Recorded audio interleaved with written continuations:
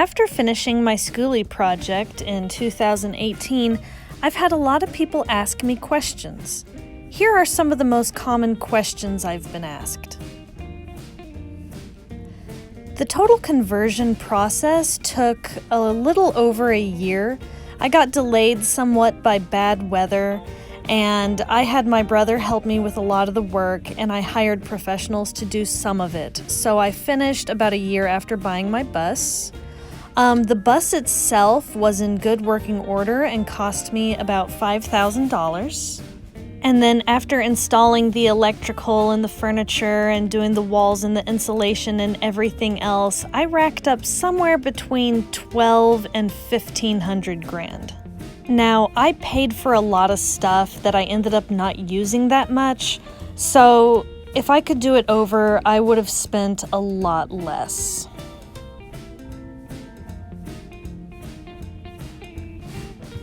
I did a lot of the work myself, such as the cosmetic stuff, the floors and the walls and the painting and all of that.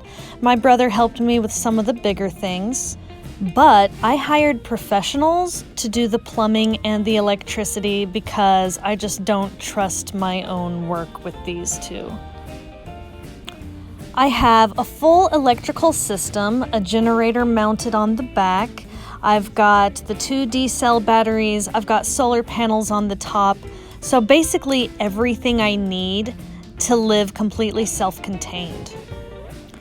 I insulated the bus, but I didn't do a very good job of it, and I also skipped a few steps like removing the rust. So if you're going to do a Skoolie project, I highly recommend you don't take shortcuts. Parking was one of the biggest challenges that I had. It was difficult to find a place where I wasn't violating any laws. At first, I parked in a university parking lot using one of my student passes, and then once they caught wind of that, I had to move.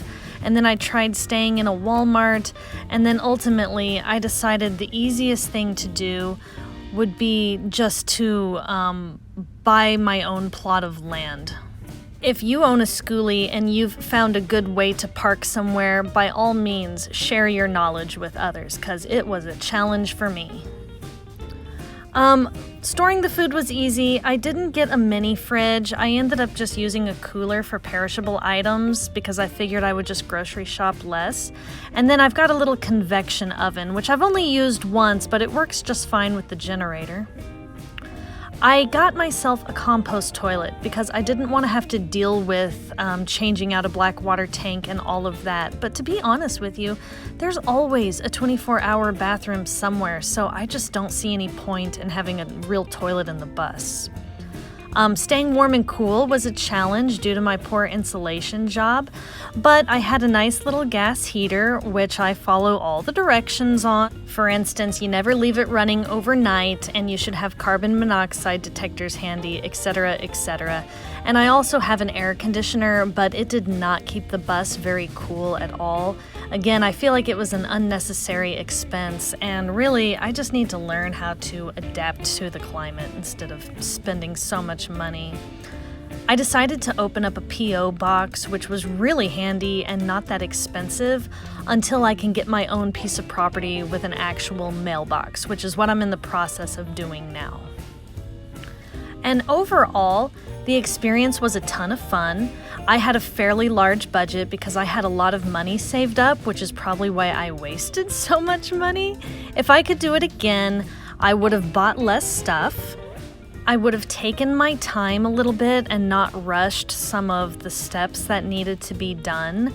And I would have seen what I can live without, because the whole purpose is minimalization.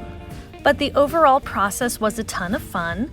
I have more travel plans in the future, no intention of selling my bus, and I highly encourage you all to pursue your own project.